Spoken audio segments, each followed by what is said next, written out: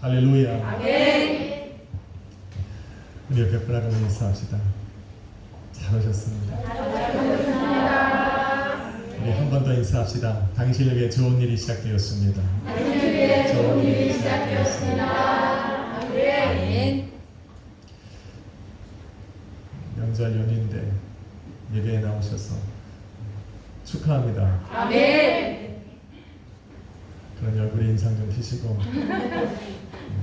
명절에 가족 보는 것처럼 반가운 얼굴로. 아멘. 오늘 제목을 한번 같이 읽습니다. 천국 제자를 선별하신 예수님 뒤를 돌아보지 말라. 천국 제자를 선별하신 예수님 뒤를 돌아보지 말라. 아멘. 예수님의 행적 32번째 이야기입니다. 예수님께서는 제자들과 또 사람들을 모아놓고 천국에 대해 말씀하셨습니다. 천국은 어떤 곳입니까? 천국은 정말 끝내주는 곳입니다. 아멘. 방관하지 없습니다. 보좌에 앉으신 하나님으로부터 나오는 그 빛이 영원히 그 빛을 비추는 곳, 그의 보좌로부터 흘러나오는 그 생명수 강가에 그 유리바다와 같은 그 양옆에 생명나무가 있어 더 이상 죽음이 없는 곳. 요한계시록 21장에 보니 더 이상 아픔이 없고 병든 것이 없고 헤어짐이 없고 후회와 낙심이 없고 유혹과 시험이 없고. 할렐루야. 아멘. 세상에 좋다 말하는 모든 것들이 다 있습니다.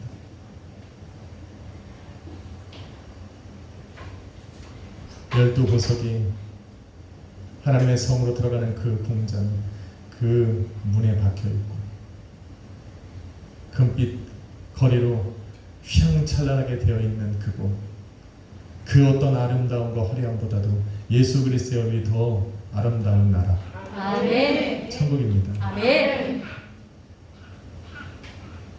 이런 천국에 살아가는 사람들 특별하지 않고는 들어갈 수 없는 겁니다. 이런 엄청난 하나님의 나라를 이 땅에서 준비시켜야 하는 사람들을 선별하는 것조차 그래서 쉽지가 않은 겁니다. 이런 나라에 들어가서 살 수 있는 사람들을 이 땅에서부터 예비하고 준비케 하시고자 예수님께서 이 땅에 오셔서 자기의 생명을 내어주시면서 그 사람들 안에 하나님 나라를 이루신 겁니다. 아멘. 그의 인생을 다스리고 통치하고 지배하시고 그의 모든 삶을 주관하심으로 이 땅에서 하나님의 나라를 경험하며 살아갈 수 있도록 우리 주님이 그래서 하시는 겁니다. 할렐루야. 아멘. 한번 인사합시다. 천국을 누리며 삽시다. 천국을 누리며 삽시다. 아멘. 그래서 예수 그리스도를 믿고 천국에 확실한 소망이 있는 사람들은 죽음을 그렇게 두려워하지 않습니다.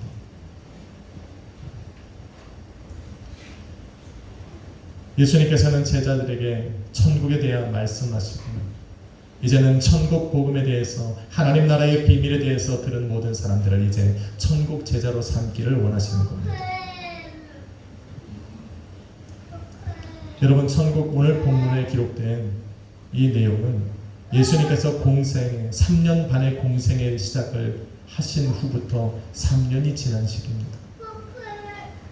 이제 예수님께서 십자가에 못 박혀 죽기까지 6개월밖에 안 남았어요. 3년 6개월이 지나면 예수님은 십자가 못 박혀 돌아가십니다. 그리고 오셨던 그 하나님 나라의 보좌로 올라가십니다. 가르치고 또 배우게 하셔야 할 것들이 많지만 시간이 별로 없습니다. 그래서 지금부터 시작한 예수님의 말씀에는 담담함이 보입니다. 천국 하나님 나라의 비밀을 말씀하신 후에 제자들에게 우리가 강 건너편으로 가자 말씀을 하셨습니다. 그런데 그런 예수님에게 세 사람이 일어나 주님을 따르겠다 이야기를 합니다. 자신도 천국 제자가 되겠다는 이야기입니다. 첫 번째 사람은 서기관이었습니다. 선생님, 당신이 어디를 가든지 나는 따르겠습니다. 그런데 자신의 이익을 가지고 예수님을 따르겠다 한 이 서기관의 고백을 예수님은 받아주지 않으셨습니다. 천국 제자는 예수님을 따라가는 사람은 자신을 버리고 자기 십자가를 질 수 있는 사람만이 따라갈 수 있기 때문입니다. 두 번째 사람은 제자였습니다. 이미 제자가 된 사람입니다. 주님을 따르고 있는 사람입니다. 그가 일어나 주님 앞에 이런 얘기를 합니다. 주님, 내가 주님을 따르겠습니다마는 나로 먼저 가서 내 아버지를 장사하게 하십시오. 이에 대한 예수님의 대답은 죽은 자들로 죽은 자를 장사하게 하고 너는 나를 따르고 너는 천국 복음을 증거하라 말씀을 하셨어요. 그를 제자로 포기하지 않으신 겁니다. 왜냐하면 사람의 중심에 무엇이 있는지를 아시는 주님께서는 그 제자의 마음속에 무엇이 있는지를 아셨기 때문입니다. 첫째는 묻는 신앙이 있었고 두 번째는 순종하는 마음이 있었기 때문입니다. 예수님을 따르며 천국 말씀을 복음을 증거하는 삶을 살기 위해서는 예수님께 묻는 신앙이 아니고는 모든 것을 알아서 할 수가 없습니다. 예수님께 물었다면 말씀을 들을 것이고 말씀을 들은 것에 순종하지 않는다면 제자의 삶을 살아간다 말할 수 없을 것입니다. 그래서 예수님이 이런 마음을 갖고 살아가는 이 사람을 제자로 여전히 인정해 주신 겁니다. 마지막 세 번째 사람이 오늘 본문에 등장합니다. 누가복음에만 등장합니다. 이 사람이 어떤 사람인지 성경은 자세하게 말하지 않습니다. 서기관이었는지 예수님을 따라다니던 그 수많은 군중들 중에 한 명이었는지 제자였는지. 그런데 이 사람이 주님을 부를 때, 예수님을 부를 때 주님이라고 부르는 것을 보면 서기관과 군중들의 한 사람으로 보기에는 힘듭니다. 두 번째 제자와 같이 예수님을 따라다니던 이미 제자로서 사명을 감당하고 있던 3년 동안 예수님을 따라다니면서 예수님에게 배우고 함께 먹고 마시고 자면서 예수님에게서 제자란 무엇인가를 배웠던 사람, 그 제자들 중에 한 사람으로 보는 것이 타당할 겁니다. 그런데 이유는 다르지만 그 사람도 두 번째 제자와 마찬가지로 예수님에게 이런 이야기를 합니다. 이렇게 묻습니다. 주여, 내가 주님을 따르겠습니다마는 나로 먼저 내 가족과 작별하게 해주십시오 라고 요청을 합니다. 주님을 따르겠지만 지금은 어렵다는 겁니다. 이에 대한 주님의 대답은 손에 쟁기를 잡고 뒤를 돌아보는 자는 하나님 나라에 합당하지 않다 말씀하셨습니다. 두 번째 제자와 마찬가지로 동일하게 예수님께 질문을 던졌는데 따르겠다라고 말을 했고 그거에 대한 이유를 이야기했지만 돌아오는 대답은 달랐습니다. 질문이 다르니 대답도 다른 겁니다.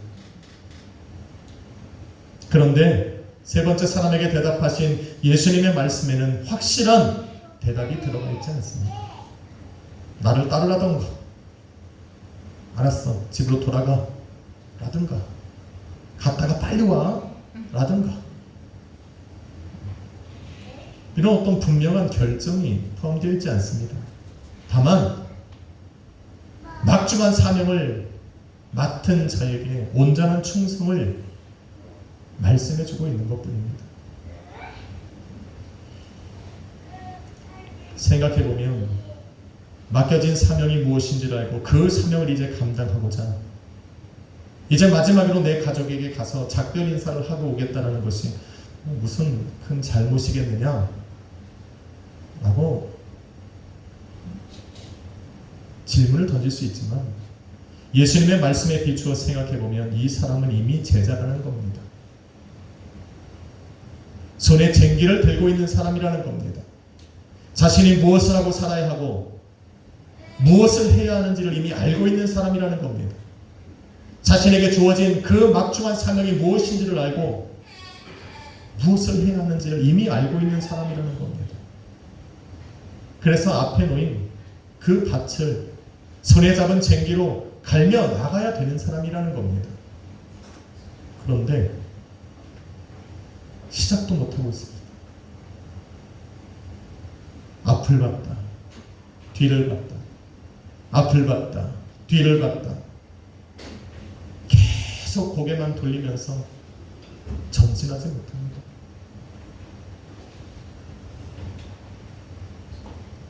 그리고는 갑자기 일어나서 나는 못하겠다 이야기한 겁니다.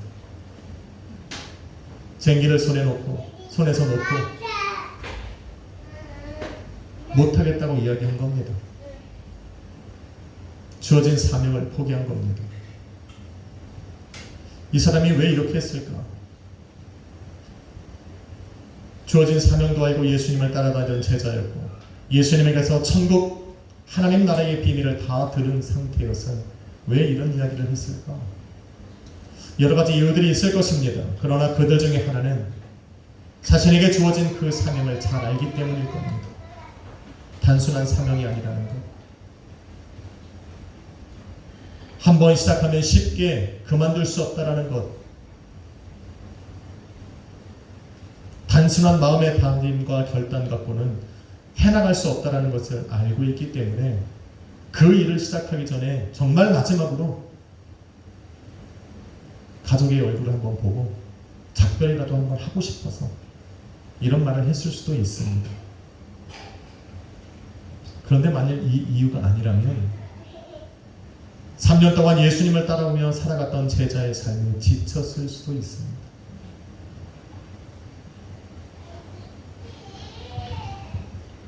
그래서 핑계를 대고 주님을 떠나려 했기에 가족을 핑계를 삼아 이제 자기의 과거의 삶으로 돌아가고 싶었을 수도 있습니다. 어떤 게 진실일까요? 예수 그리스도의 복음을 듣고 마음의 변화를 일으킨 사람들도 동일한 갈등에 쌓입니다. 예수 그리스도를 믿고 신앙생활을 계속 해왔던 사람들 중에도 이런 갈등을 겪는 사람들도 있습니다. 심령의 변화를 받아 신앙과 믿음으로 살아가는 성도로 살아가자니 이전에 자신이 살아왔던 삶이 아쉬운 겁니다.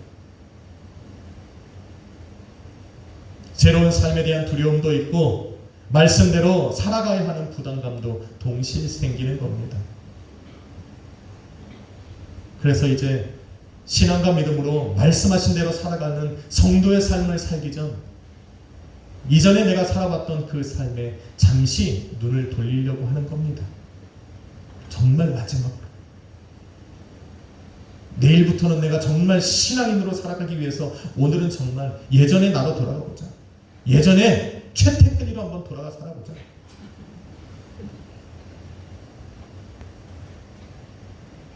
인사랑 둘이서 학교를 보내놨더니 땡땡이 치고 놀러다니고 그리고 공부 열심히 한 것처럼 굉장히 피곤해하는 모습으로 돌아갔어요. 근데 순진한 우리 인서가 다 얘기했어요. 태근이 형이 꼬셔가지고 뭔가 새로운 삶을 살기 전에 이전의 나의 삶으로 한번 살짝 갔다 오고 싶은 마음.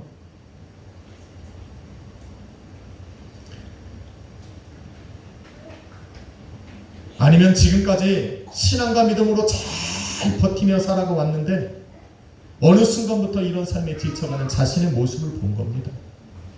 아무리 믿음의 선한 싸움을 싸우고 또 싸우려 해도 여전히 내 마음속에는 죄인된 마음이 가득하고 아무리 열심히 선하게 살려고 해도 이 회개한 마음을 떨쳐버리지 못하는 자신을 바라보면서 회유를 느끼는 거예요.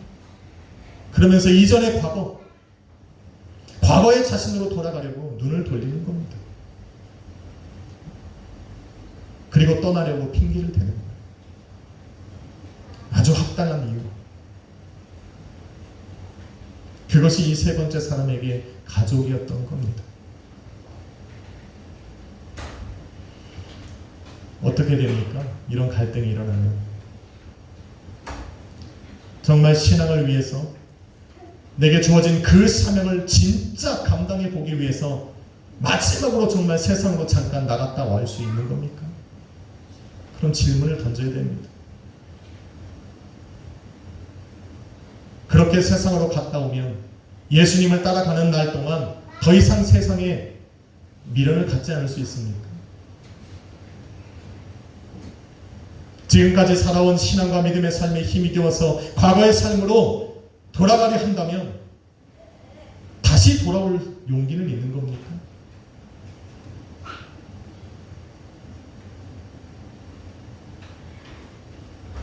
만약에 그런 마음이 내게 온다면 질문을 하나 던지십시오. 내가 정말 신앙과 믿음으로 살아온 나의 삶을 힘겨워할 만큼 나는 정말 내 목숨을 다해서 신앙을 지키며 살아가고 했는가?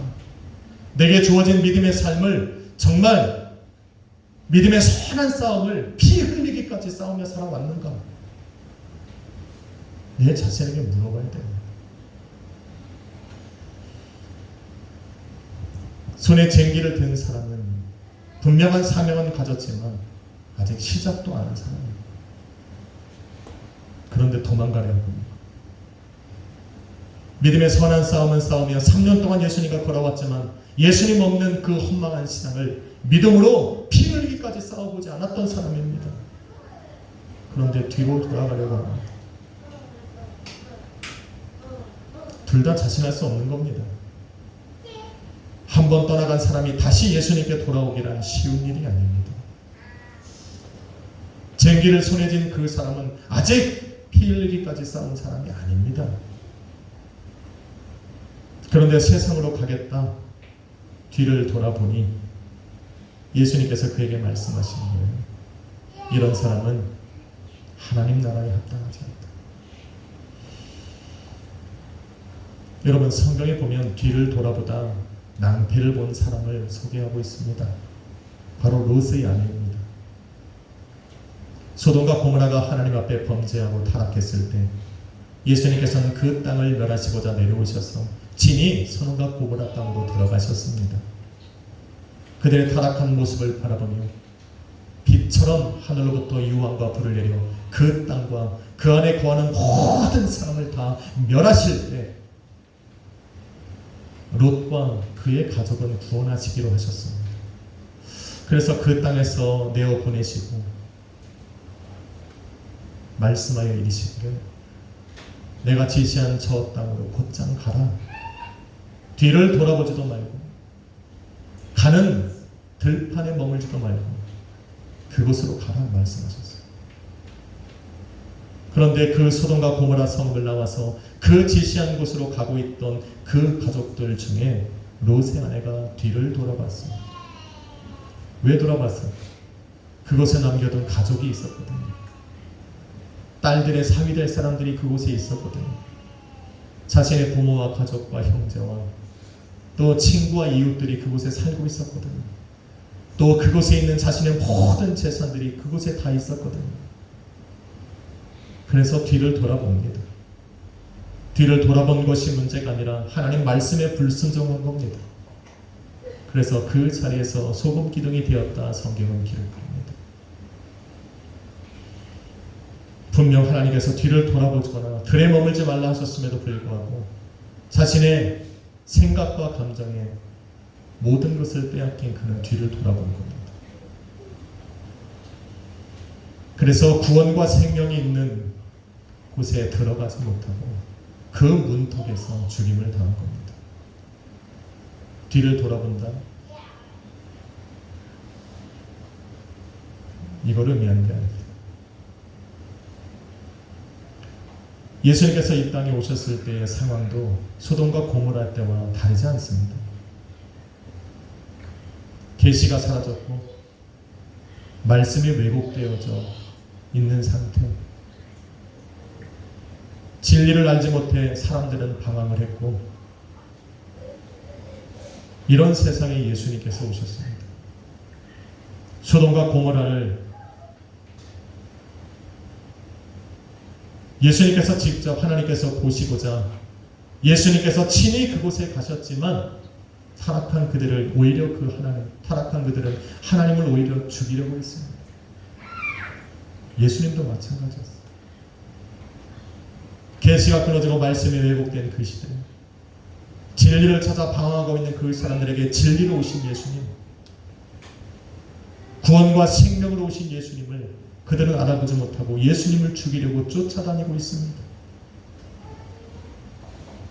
예수님께서 그래서 그들 중에서 몇몇을 택하여 제자로 삼으시고 제자들에게 이렇게 말씀하셨습니다. 마태복음 10장 37절로 38절에 아비나 어미를, 이 말씀 잘 들으세요. 괜히 세상 사람들처럼 꽈듣지 마시고, 아비나 어미를 나보다 더 사랑하는 자는 내게 합당치 아니하고 아들이나 딸을 나보다 더 사랑하는 자도 내게 합당치 아니하고 또 자기 십자가를 지고 나를 쫓지 않는 자도 내게 합당치 아니하도다. 또한 누가복음 14장 26절에서는 무릇 내게 오는 자는 자기 부모와 처자와 형제 자매와 및 자기 목숨까지 미워하지 아니하면 능히 나의 제자가 되지 못하리라 말씀하셨습니다.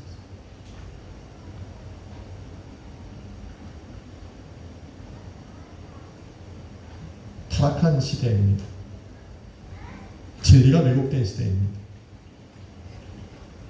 하나님의 진리가 아닌 거짓을 진리처럼 여기며 살아가던 사람들 속에 이 제자들이 살아가고 있었던 겁니다. 예수님께서 이들을 부르지 않았다면 마치 거짓을 진리처럼 여기며 살아가고 있었을 겁니다. 그래서 이들의 부모도 형제 자매들도 진리를 거짓으로 여기며 마치 그것대로 살아야 하나님의 말씀대로 사는 것이라고 착각하며 살아갈 수도 있습니다.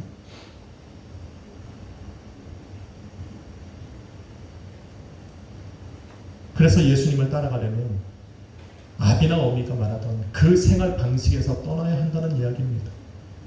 형제 자매와 어울려서 살아봤던 그 생활 패턴대로는 예수님을 따라갈 수 없고 하나님 나라에 합당치 않다 지금 이야기하고 있는 겁니다. 바꿔야 된다는 겁니다. 이 말을 다른 말로 해서 사도 바울은 너희의 과거의 옛 습관을 벗어버리라 말하는 거예요. 똑같은 말이에요. 예수님은 얼마 남지 않은 자기 인생 속에 아까 말씀드렸듯이 직설적으로 지금 이야기할 수밖에 없는 상황입니다. 분명하게 이야기할 수밖에 없는 상황입니다. 그래서 이렇게 말씀하시는 거예요. 사도 바울은 이것을 너희 옛 습관을 버리라, 너의 과거의 모습을 벗어버리라, 다시 입지 말라고 말한 것과 동일한 겁니다.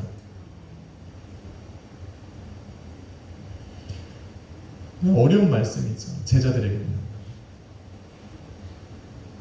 저와 여러분은 예수님이 부활하셨다는 걸 알기 때문에, 그래서 이것이 예수님의 말씀인지를 알고 예수님이 어떤 분인지 확실히 알기 때문에 이 말씀을 드리면 그렇게 살아가야겠다고 하지만 당신은 아닙니다.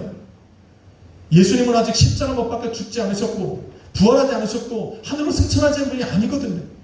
그런데 이런 말씀을 할 때 이 제자들은 흔들릴 거예요. 갈등할 겁니다. 결단을 내리기 쉽지 않았을 겁니다. 그런데 이 세 번째 사람은 예수님의 말씀을 어기고 뒤를 돌아보고 있습니다. 하나님의 말씀이 들려졌음에도 불구하고 뒤를 돌아보아 죽었던 그 롯의 아내처럼 예수님을 따르던 모든 삶을 뒤로하고 자신에게 주어진 그 사명을 뒤로하고 지금 뒤를 돌아보고 있는 겁니다. 불순종하고 있다는 겁니다. 그래서 예수님이 말씀하신 거예요. 하나님 나라에 너는 합당치 않구나. 주님의 주권 아래서 주님의 완전한 통치와 지배와 다스림을 받아야 하는데 그의 마음이 이미 자신의 생각과 감정에 사로잡힌 겁니다. 그러니 그 사람 안에서 하나님 나라를 이룰 수가 없는 겁니다.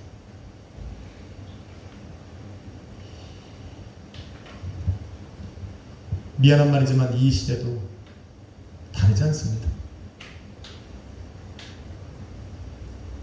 소돔과 고모라와 다르지 않은 겁니다. 이들보다 타락하지 않았다고, 소돔과 고모라 땅보다 우리는 타락한 시대가 아니라고 누가 장담할 수 있습니다. 소돔과 고모라가 하나님 앞에 멸망받은 것은 바로 동성, 성이 무너졌기, 하나님의 창조의 근본이 흔들렸기 때문에 그래요. 이 시대는 아닙니까? 남성과 여성의 개념이 무너지고 있습니다. 가정과 결혼이라고 하는 그 본질적인 의미가 사라지고 있는 겁니다. 남자와 여자를 창조하신 하나님의 질서가 무너지고 하나님이 이 땅을 창조해 놓으신 그 근본이 지금 무너져 내리고 있는 이 시대, 소돔과 고모라보다 낫다고 말할 수가 없습니다. 또한 신약, 예수님이 이 땅에 오셨을 때의 그 신약 시대와 영적인 암흑기와 다르지 않습니다. 진리가 변하고 왜곡된 가르침으로 영적 혼탁함에 빠져있던 그 신약 시대와 지금 이 시대는 다르지 않습니다. 계시가 끊어지고 진리가 없는 것이 아닙니다. 하나님이 아닌 자들이, 예수 그리스도가 아닌 자들이 일어나서 자신이 예수님이라고 말합니다. 자신이 하나님이라고 말하면서 거짓을 진리로 이야기하고 있습니다. 자신의 말이 곧 하나님으로부터 나오는 진리라고 이야기하고 있습니다. 계시라고 말하고 있습니다. 그래서 사람들이 혼미하고 있습니다. 영적 혼란을 겪고 있습니다. 어떤 게 진리인지 알 수가 없습니다.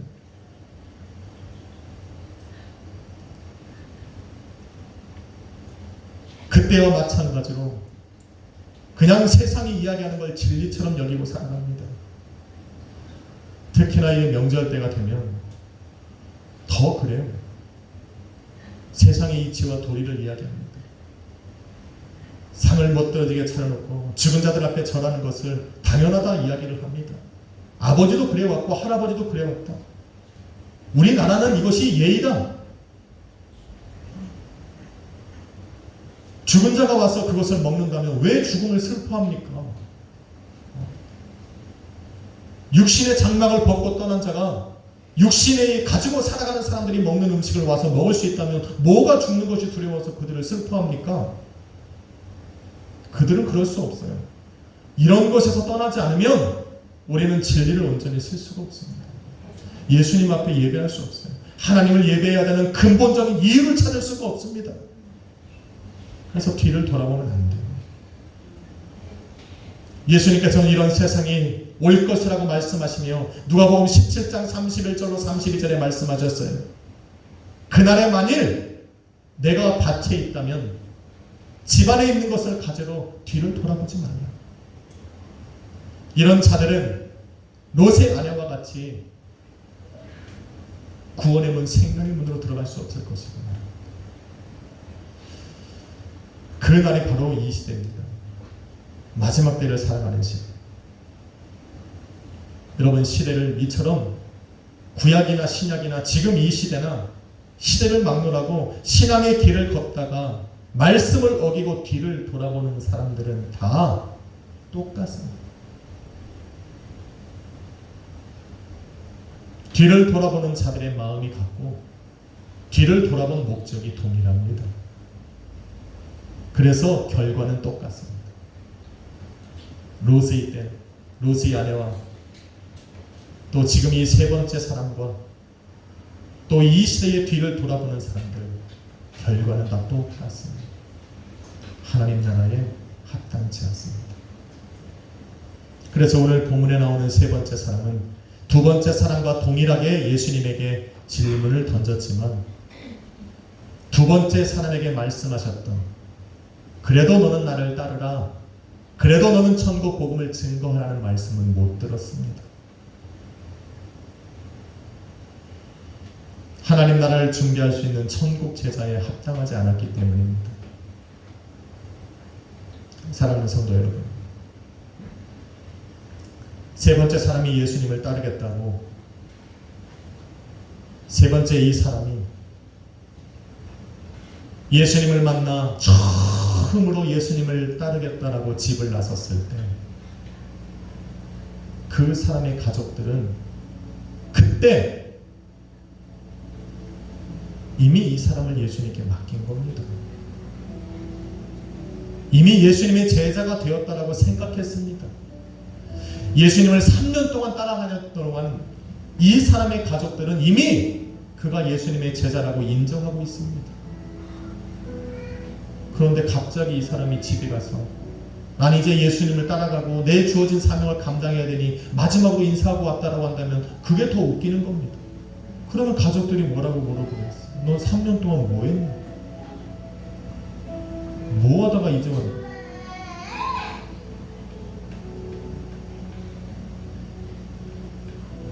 그러게 떠나왔던 가족에게 다시 가서 작별을 구한다고 말하는 것은 이 사람의 핑계일 뿐입니다. 예수님을 따라다니던 삶과 작별을 구하고자 만들어낸 핑계입니다.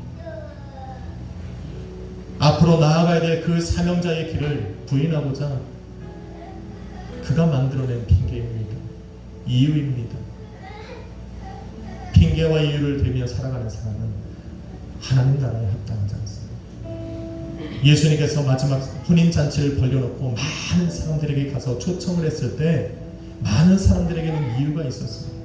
나는 장가도 가야 되고 시집도 가야 되고 이제 소를 막 샀으니 소를 길들여야 되고 밭도 갈아야 되고 할 일이 너무 많습니다. 예수님은 그런 사람을 강제로 데리고 오지 않았어요. 이 세 번째 제자에게는 이유와 핑계가 너무 많았습니다.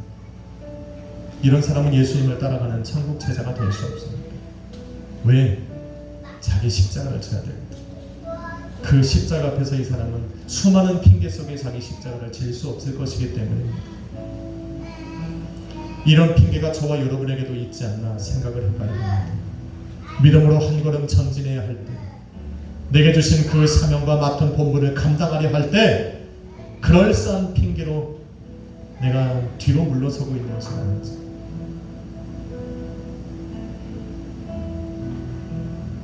세 번째 사람과 같이 이 시간 저와 여러분의 손에도 쟁기는 이미 들려져 있습니다. 우리가 갈아야 할 밭도 앞에 놓여 있습니다. 무릎을 이미 굽혔고 이제 내 앞에 놓인 밭을 갈며 나가야 할 때입니다. 그러니 뒤를 돌아보지 마십시오. 할렐루야. 아멘. 어떤 이유들이 마음에 생기고 어떤 핑계들이 내 생각에 떠올라도 우리는 거부해야 됩니다. 지금 걸어가는 믿음의 길, 신앙의 길, 천국과 구원의 길, 저와 여러분이 지금 함께 걸어가고 있는 성도의 길 위에 있는데 그 성도의 길을 걸어가고 있는 중에 뒤를 돌아봐서 합니다. Keep going. Keep going. 계속 가야 됩니다. 이것이 천국을 기다리며 주님의 주권 안에서 하나님 나라를 살아가는 천국 제자들의 삶입니다. 이런 자들이 하나님 나라에 합당한 사람이고 하나님께서 예비해 놓으신 저 하나님의 나라, 저 멋진 하나님의 나라를 소유할 수 있는 자격을 갖춘 사람들입니다. 바로 여러분들입니다. 아멘. 망설이지 마십시오. 아멘. 조금 힘들면 잠시 쉬었다 가십시오. 한 주간 오늘도 믿음으로 성도의 모습으로 주어진 사명대로 앞으로 전진하며 나아가시는 우리 아시아교회 성도님들이 되시기를 주님의 이름으로 축원합니다. 아멘. 오직 예수님, 아멘. 오직 예수님 한 분만 한번 의지하고 살아가 봅시다. 아멘. 기도하겠습니다. 걸어가신 아버지 감사합니다. 우리를 천국 제자로 삼으시고 주님 내게 주신 그 구원의 길, 생명의 길로 걸어가 천국을 소유하게 하심을 감사합니다. 이제 우리는 함께 그 길을 걸어갈 겁니다. 망설임 없이 주저함 없이 뒤를 돌아보지 아니하고 주님 내게 주신 그 길을 걸어갈 것입니다. 오직 주님만이 나의 길이시기, 오직 주님만이 나를 붙드실 나의 반석이요 나의 산성이요 나의 요새시요 나의 구원이시기에 그 하나님만을 바라보며 우리는 또 걸어갈 겁니다. 수많은 이유와 핑계들이 내 머리를 사로잡고 내 가슴을 울릴 때 오직 신앙과 믿음으로 승리하게 하여 주옵소서.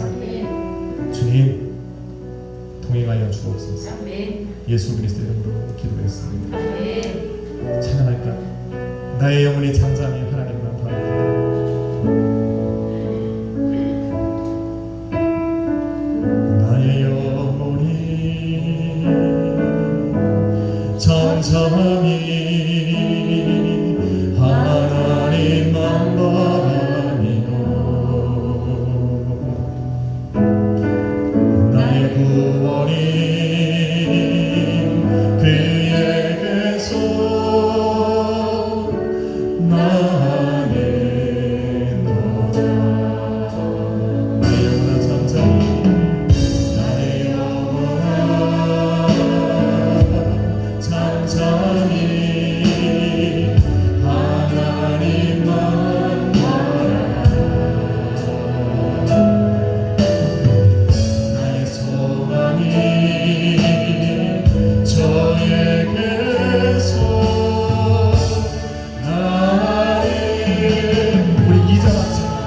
나의 영혼이 간절히 여호와를 갈망하며 나의 영혼이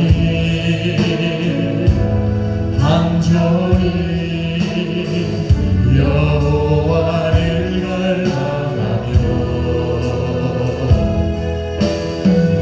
나의 입술이 여호와를 찬양하리. 나의 영혼이 즐거이 나의 영혼이 즐거이 여호와를 나르리니 나의 평생에 여호와를 성죄하리. 오직 주만